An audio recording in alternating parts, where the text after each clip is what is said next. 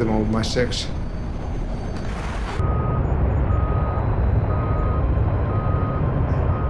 Where are they? Where are they? I don't see them. Where are they? Oh, okay. What the? Is my engine out? Yep, my engine is out. Looks like I had a compressor stall.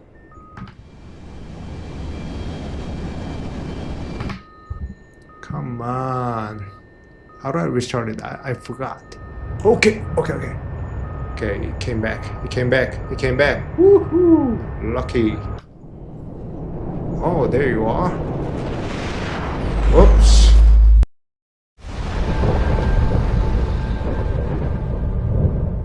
When I first saw Hitler's Viggen trailer in 2016,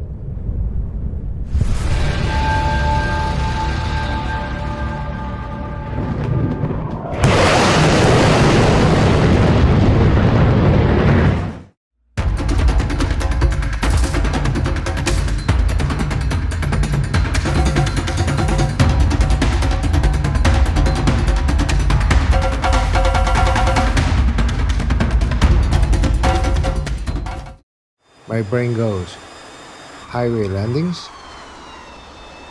Swedish death machine? I'm sold. My hands? Not so much. Soderbergh error. For 8 years, it sat in my hangar, collecting dust, while I flew more sensible aircraft. Why? Because this thing, with this glowing green radar, avionics straight out of a 1970s calculator, and labels written in some ancient Nordic code, broke me. But this month, I finally cracked it. And now, I get it.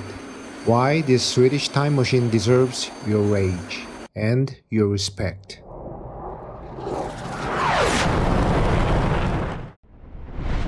Let's be real.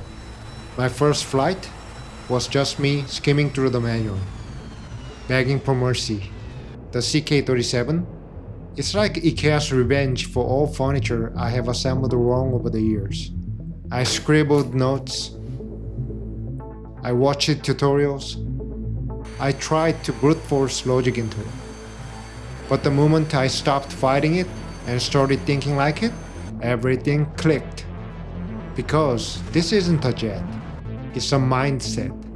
You want to fly 500 knots at 50 feet? That part is easy. Inputting coordinates though, that's where you will find yourself slamming your forehead on the keyboard, muttering, seriously? But that frustration, it makes every little success feel like a breakthrough. Forget Top Gun. The Viggen wasn't made for snowboarding over volleyball courts. It had one job: save Sweden, take off from highways, fly under the radar, strike Soviet cruisers, vanish before anyone knew you were there. Hitler didn't just build a module. They bottled 1977 Cold War anxiety and poured it into your computer. Every switch clicks like it's resisting communism. The HUD is not even a screen. It's a real optical glass. What you see is what you get. This isn't just aviation. It's Scandinavian survival art. And that matters, because Sweden didn't have NATO backing during Cold War. No carrier groups, no international air bases, just forest, snow, and the looming threat of Soviet armor pushing south. So they made the Viggen fast, rugged, and deadly. A jet that could take off from a forest road, hit its target, and vanish before Ivan could blink. The AJS-37 is the final evolution, equipped for precision strikes, upgraded radar, and just enough analog charm to make you work for every kill. This isn't just a jet, it's a Cold War paranoia with wings. Let's talk systems. If you're expecting point and click, you're in for a rude awakening. Navigation isn't a GPS tab. It's math, maps, radar blips, and blind faith in Swedish logic. Miss a waypoint, and next thing you know, you're flying straight into a mountain shouting, "God Morgan!" But then you unlock the weapons, and everything changes. The RB-04E anti-ship missile is fire and forget Viking rage that skims the sea like a torpedo with anger issues. The 30mm cannon, that's Thor's jackhammer. It's not subtle, but it gets the point across violently. RB-05A missiles, you have to manually guide them with a tiny joystick. It's like sniping, except at Mach 1, and with way more stress. Then there are Sidewinder variants, RB-24 and RB-74. Simple, old school, and effective. If you're in a dogfight, they'll keep you in the game. M70 rockets, 75mm of attitude adjustment for softening up ground targets.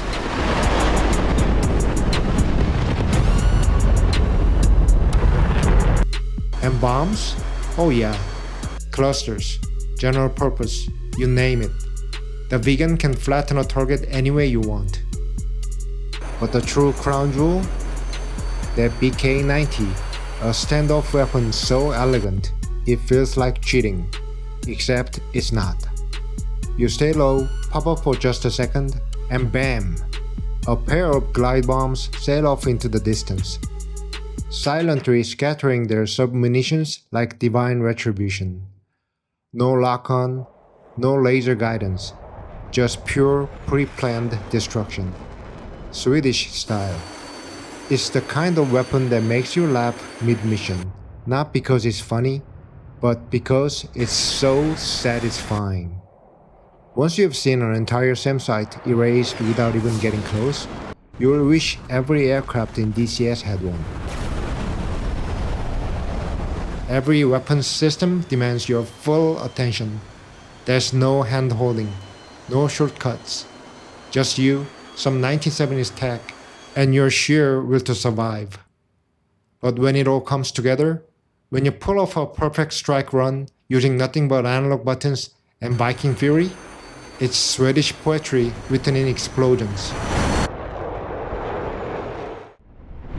Flying this jet isn't just fun, it's therapy.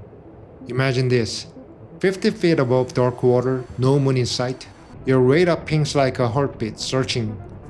You weave through Fjordar, barely skimming the terrain, hunting Soviet steel. And then you see it, a cruiser, bearing 340. You program the RB-04E, input the coordinates, check every parameter twice, then launch. You sit back and watch your missile ride the waves, steady and deadly, like a wolf stalking prey. And at the moment, you're not a gamer. You're a Swedish pilot in his 20s, buying your country 10 more minutes of freedom. Modern jets, they hold your hand. They offer fly-by-wire, digital autopilot, dozens of redundancies. The Viggen, it slaps your hand away, tosses your manual in ancient Swedish, and says, "Figure it out." And when you do, when you stick the highway landing with nothing but skill and stubbornness, bra jobbat. Well done, pilot. You've earned your Swedish wings. But is it perfect? Nay. The running curve? It's steeper than a ski slope in array. I spent nearly a week just figuring out how to lock a Maverick onto a ground target, and another few days wondering why the radar refused to show the minimum and max range for the RB-04 missile. The included tutorials? Too basic, overly simplified, and they barely scratch the surface of what this jet is truly capable of. They need more depth, more variety, and far better coverage of the Viggen's unique systems. The manual? Almost complete, but not quite. There are still missing sections, vague explanations, and moments where you just hit a wall and go, "Wait, what?" And the YouTube tutorials? While a few are genuinely helpful, Most are older than the Vikings themselves. If you're looking for quick, low-effort sorties, fly something else. The Viggen demands obsession, sacrifice, and probably therapy. And yes, some pieces are still missing. No cockpit mirrors. Apparently, Swedish pilots just trusted gods, or the guy in the back with binoculars. But here's the thing. When it clicks, when you pull off that flawless low-level strike using nothing but analog muscle memory and cold-blooded logic, you don't just feel like a pilot. You feel like an engineering god who speaks fluent Viking. And that feeling, that's worth every single tear. So who is this module for? If you unironically say analog is beautiful, if your idea of relaxing weekend involves spreadsheets, if highway interdiction sounds romantic, then the Viggen is for you. But if IKEA instructions give you panic attacks, and if you think simplicity is a design goal, turn back now. This isn't just a module, it's a rite of passage. After 8 years of ignoring it, I can finally say it. I was wrong. So wrong. The Viggen isn't just another DCS jet. It's a necessary one. For anyone tired of modern jets doing half the job for you, this is your wake-up call. You will curse its guts. You will kiss its wings. And you will finally understand why Swedes smile through winter storms. So, thank you, Hitler, for creating this beautifully painful, unforgettable experience. And for making history hurt so darn good. Now, if you will excuse me, I've got highways to land on. And to everyone watching, Viggen veterans, share your war stories down in the comments. If you're still struggling, don't give up.